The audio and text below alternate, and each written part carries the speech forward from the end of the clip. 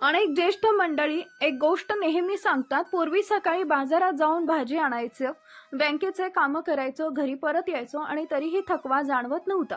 पण आता 2 पिशव्या जरी हातात घेतल्या की खांदे दुखू लागतात, काही पावलं चाललो तरी पाय जड होतात आणि थोडं काम केलं की दम लागतो. अनेकांना असं वाटतं की हे फक्त वाढत्या वयामुळेच होतंय, त्यामुळे ते अधिक डाळ, कडधान्य किंवा पौष्टिक अन्न खायला सुरुवात करतात. पण एवढं सगळं खाऊनही शरीरामध्ये पूर्वीसारखी ताकद का येत नाही? यामागे 2 महत्त्वाची वैज्ञानिक कारण आहे. पहिलं कारण म्हणजे सार्कोपेनिया व याच्यासाठी नंतर शरीरातील स्नायूंचे प्रमाण आणि ताकद हळूहळू कमी होऊ लागते.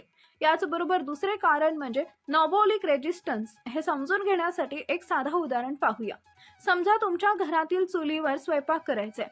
तुमच्याकडे भरपूर लाकूड आहे, पण जर चुलीला योग्य प्रकारे पेटच लागलं नाही तर त्या लाकडाचा काही उपयोग होत नाही. अगदी त्याचप्रमाणे आपण भरपूर प्रोटीनयुक्त अन्न खातो, पण वाढत्या वयानुसार स्नायू ते प्रोटीन पूर्वीसारखे प्रभावीपणे वापरू शकत नाहीत.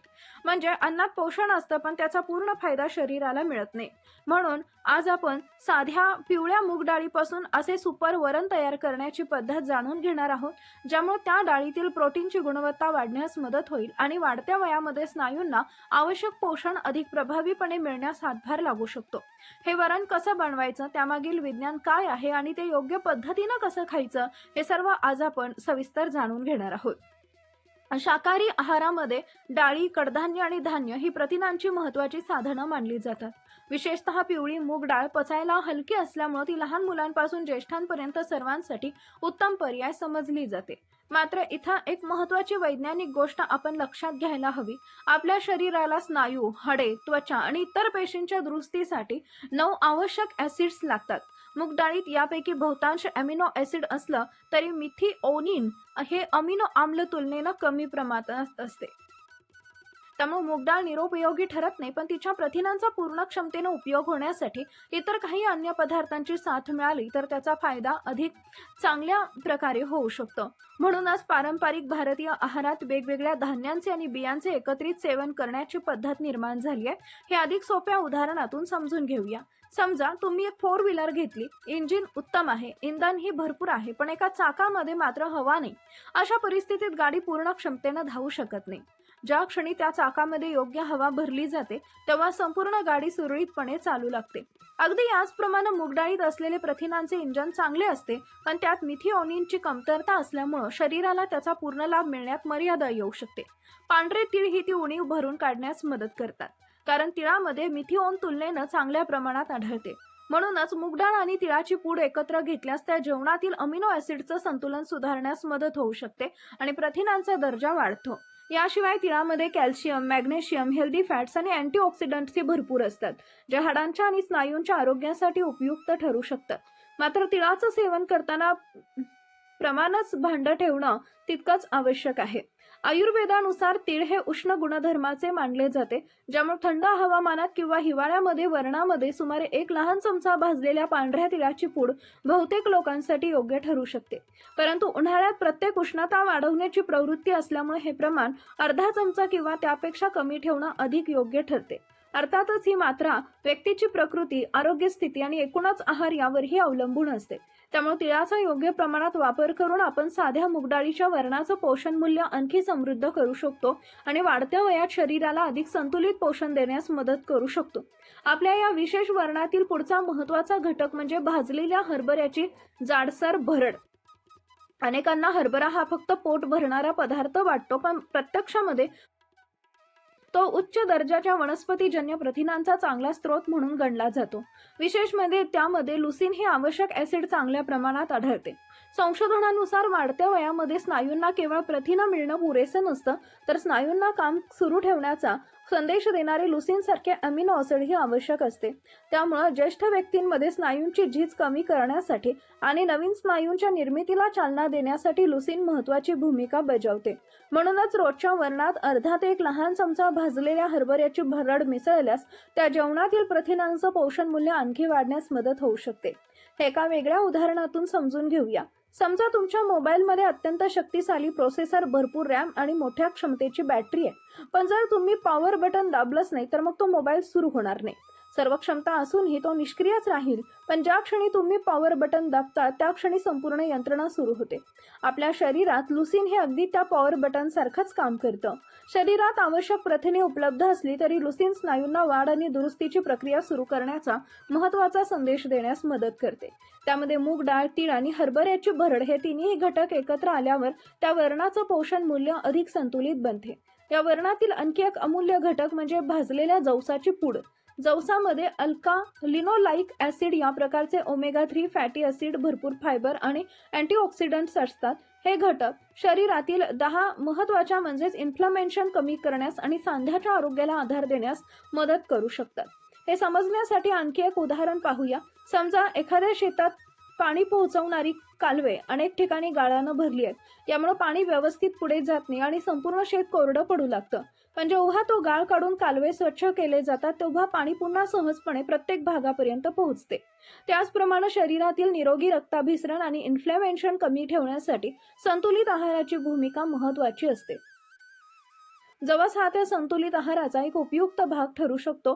त्यामुळे सकाळी उठल्यावर पायांमध्ये कडकपणा जाणवणाऱ्या किंवा सांध्यांची हालचाल कमी झाल्याची तक्रार असलेल्या अनेक ज्येष्ठांसाठी योग्य प्रमाणात जवसाचा समावेश फायदेशीर ठरू शकतो.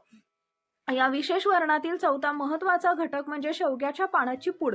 बहुतेक लोक शेवग्याच्या शेंगाचा वापर भाजी किंवा आमटीमध्ये करतात, पण त्यांच्या पानाकडे अनेकदा दुर्लक्ष होते.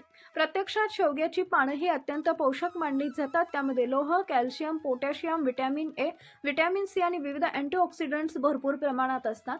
हे पोषक घटक शरीराच्या एकूण आरोग्यासोबतच स्नायू, हाडे आणि रोगप्रतिकारक शक्तीला आधार देण्यास मदत करतात. म्हणूनच अनेक आहार तज्ज्ञ शेवग्याच्या पानांना सुपरफूड म्हणूनही ओळखतात.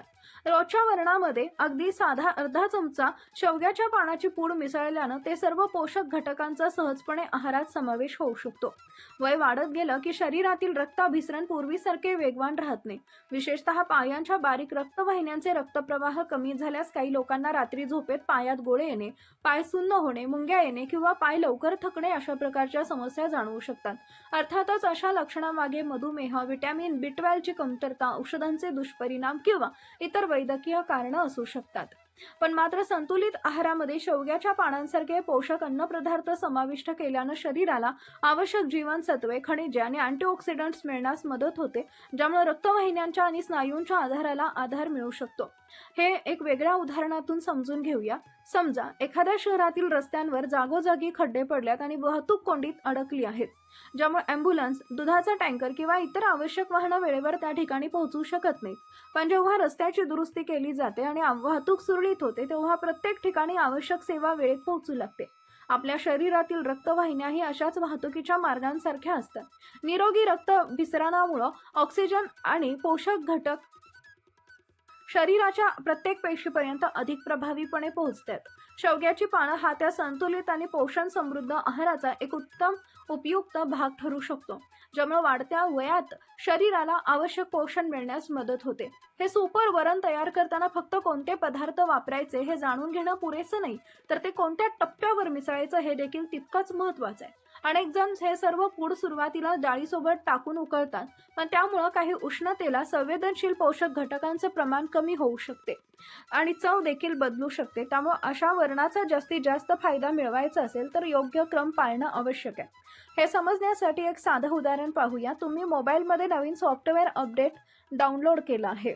जर मोबाईल पूर्णपणे सुरू होण्यापूर्वी तुम्ही अपडेट इन्स्टॉल करण्याचा प्रयत्न केला तर प्रक्रिया व्यवस्थित होणार नाही. पण मोबाईल व्यवस्थित सुरू झाल्यावर अपडेट केल्यास सर्व काही सुरळीत चालते. अगदी त्याचप्रमाणे डाळ आधी पूर्ण शिजू द्यायची, त्यानंतर इतर पोषक पूड त्यामध्ये मिसळायच्या. त्यामुळे त्यांची चव, सुगंध आणि पोषण मूल्य अधिक चांगल्या प्रकारे टिकून राहण्यास मदत मिळते. हे वरण बनवण्याची पद्धत अतिशय सोपी आहे. सर्वप्रथम 1 वाटी पिवळी मूग डाळ, चिमूटभर हळद आणि थोडंसं हिंग घालून नेहमीप्रमाणे मऊ शिजवून घ्या. डाळ पूर्ण शिजल्यानंतर गॅस बंद करा आणि वरण काही मिनिटं कोमट होऊ द्या. त्यानंतर त्यामध्ये हिवाळ्यात 1 चमचा आणि उन्हाळ्यामध्ये अर्धा चमचा भाजलेल्या पांढऱ्या तिळाची पूड, अर्धा चमचा भाजलेल्या हरभऱ्याची जाडसर भरड, अर्धा चमचा भाजलेल्या जवसाची पूड आणि अर्धा चमचा शेवग्याच्या पाण्याची पूड घालून सर्व साहित्य व्यवस्थित एकजीव करा. इच्छेनुसार वरून कोथिंबीर आणि थोडे तूप घालू शकता. हे वरण दुपारच्या किंवा रात्रीच्या जेवणामध्ये भात, ज्वारीची किंवा बाजरीची भाकरी अथवा फुलक्यांसोबत खाल्ल्यास एक संतुलित आणि पोषण समृद्ध आहार तयार होतो. पण या वरणाचा सर्वांना सारखाच फायदा होईल असं समजणं योग्य नाही. विशेषतः दीर्घकालीन मूत्रपिंडाचा आजार असलेल्या व्यक्ती, ज्यांचं क्रिएटिनिन किंवा पोटॅशियमचं प्रमाण वाढलेलं आहे, तसेच ज्यांना डॉक्टरांनी प्रथिनांचे किंवा फॉस्फरसचे प्रमाण मर्यादित ठेवण्याचा सल्ला दिला आहे, त्यांनी हा आहार नियमित सुरू करण्यापूर्वी आपला नेफ्रोलॉजिस्ट किंवा आहार तज्ज्ञांचा सल्ला नक्की घ्या. तसेच ज्यांना तिळाची, जवसाची किंवा इतर कोणत्याही घटकांची अलर्जी आहे, त्यांनी ते पदार्थ टाळावे. लक्षात ठेवा, कोणताही एक पदार्थ किंवा रेसिपी हा चमत्कारिक उपाय नसतो. नियमित व्यायाम, पुरेसे प्रोटीन, संतुलित आहार, चांगली झोप आणि आवश्यक असल्यास वैद्यकीय उपचार यासोबतच अशा पोषण मूल्यांनी समृद्ध वरणाचा समावेश केल्यास वाढत्या वयात स्नायू आणि एकूण आरोग्य टिकवून ठेवण्यास अधिक चांगली मदत मिळू शकते. हा साधा पण अत्यंत वैज्ञानिक घरगुती उपाय करून पहा आणि तुमच्या पायांना पुन्हा एकदा विशीसारखी ताकद द्या. आपण ह्या आहाराच्या पुढील सर्वात महत्त्वाच्या मुद्द्याकडे वळणार आहोत. उतार वयामध्ये पायांची ताकद वाढवण्याचं सिक्रेट. अनेक ज्येष्ठांना असं वाटतं की केवळ चांगला आहार घेतल्याने किंवा पौष्टिक वरण खाल्ल्यानं पायामधील थकवा आणि कमकुवतपणा अचानक गायब होईल. परंतु वैज्ञानिक दृष्टिकोनातून आपण खाल्लेल्या अन्नातील प्रथिनांचा उपयोग करून स्नायूंची निर्मिती होण्यासाठी त्या स्नायूंना विशिष्ट प्रकारचा ताण किंवा उत्तेजना मिळणं अत्यंत आवश्यक असतं. याला वैद्यकीय भाषेमध्ये प्रोग्रेसिव्ह रेजिस्टन्स किंवा मेकॅनिकल लोडिंग असं म्हणतात. जेव्हा तुम्ही पायांच्या स्नायूंवर योग्य प्रमाणात वजन किंवा ताण देता, तेव्हाच पेशींना प्रथिनांचा वापर करून स्नायू मजबूत करण्याचा स्पष्ट संदेश मिळतो. त्यामुळे आहारासोबत स्नायूंना योग्य उत्तेजना देणं हेच पायाची ताकद टिकवून ठेवण्याचं खरं रहस्य आहे. हे समजण्यासाठी आपण एका इमारतीच्या बांधकामाचं साधं उदाहरण पाहूया. एका रिकाम्या जागेवर तुम्हाला एक मजबूत इमारत बांधायची आहे. तिथं उत्तम लोखंडी दर्जाचं सिमेंट, विटा, वाळू, खडी आणि लोखंडी सळ्या अशा प्रकारे भरपूर बिल्डिंग मटेरियल आणून ठेवलंय. पण जोपर्यंत तिथं गवंडी आणि मजूर येऊन प्रत्यक्ष काम सुरू करत नाही, तोपर्यंत ते सगळं तसंच पडून राहील आणि इमारत उभी राहणार नाही. आपल्या शरीराच्या बाबतीत आपण खाल्लेलं हे सुपर वरण आणि प्रथिनं ही त्या सिमेंट आणि विटांसारखी असतात. तर पायांचे सोपे व्यायाम हे मजुरांनी केलेल्या बांधकामाच्या कामासारखे असतात. जेव्हा तुम्ही चाळीचा किंवा खुर्चीवरून उठण्या बसण्याचा सराव करता, तेव्हा शरीरातील मजुरांना म्हणजेच पेशींना काम सुरू करण्याचा स्पष्ट संदेश मिळतो. व्यायाम न करता केवळ प्रथिनं खाल्लं तर ते साहित्य पडून राहून वाया जाण्यासारखं आहे. म्हणजे ते शरीर प्रथिन स्नायू बनवण्यासाठी न वापरता साधी ऊर्जा म्हणून वापरून टाकते. मग यासाठी नेमके कोणते उपाय करणं आवश्यक आहे? उतार वयामध्ये पायाची ताकद आणि तोल सुधारण्यासाठी चेअर स्क्वॅट्स म्हणजेच खुर्चीच्या आधारानं उठबस करणं हा एक अत्यंत सुरक्षित आणि प्रभावी वैज्ञानिक उपाय मानला जातो. त्यासाठी एक मजबूत खुर्ची समोर उभे राहून हात समोर ठेवून हळूहळू खुर्चीवर बसावे आणि पुन्हा पायाच्या ताकदीवर उभं राहावं. रोज असे 10 ते 12 वेळा 2 ते 3 सेट्समध्ये केल्यानं मांड्यांचे आणि नितंबाचे स्नायू मजबूत होतात. या व्यतिरिक्त भिंतीला पकडून टाचांवर उचलणे आणि पायांच्या पिंजऱ्यांचे स्नायू बळकट होतात. पिंजऱ्यांचे स्नायू शरीरामध्ये दुसरे हृदय म्हणून काम करतात, कारण ते पायातील रक्त पुन्हा हृदयाकडे ढकलण्यास मोठी मदत करतात. या आहारात शारीरिक आणि उपायांसोबतच व्हिटॅमिन D3 आणि व्हिटॅमिन B12 ची योग्य पातळी राखणं हे देखील पायाच्या ताकदीसाठी तितकेच महत्त्वाचं सिक्रेट आहे. व्हिटॅमिन D3 मुळे आतून कॅल्शियम शोषलं जातं आणि स्नायूंच्या आकुंचन प्रसरणाची प्रक्रिया सुरळीत चालते. जर शरीरामध्ये व्हिटॅमिन D12 ची कमतरता असेल तर उत्तम आहार घेऊनही स्नायू कमजोर होतात. तसेच व्हिटॅमिन B12 च्या कमतरतेमुळे पायांच्या नसांमध्ये कमजोरी येते, ज्यामुळे पायाला मुंग्या येणे, पाय सुन्न होणे किंवा चालताना तोल जाणे अशा समस्या निर्माण होतात. म्हणूनच दरवर्षी एका डॉक्टरांच्या सल्ल्यानं या जीवनसत्वांची तपासणी करून घेणं आणि कमतरता असल्यास योग्य उपचार किंवा दररोज सकाळी 15 ते 20 मिनिटं कोवळ्या उन्हात बसणं अत्यंत गरजेचं आहे. थोडक्यात सांगायचं तर वाढत्या वयात पायांची ताकद टिकवून ठेवणं किंवा वाढवणं ही कोणती जादू नसून ते एक शास्त्रीय गणित आहे.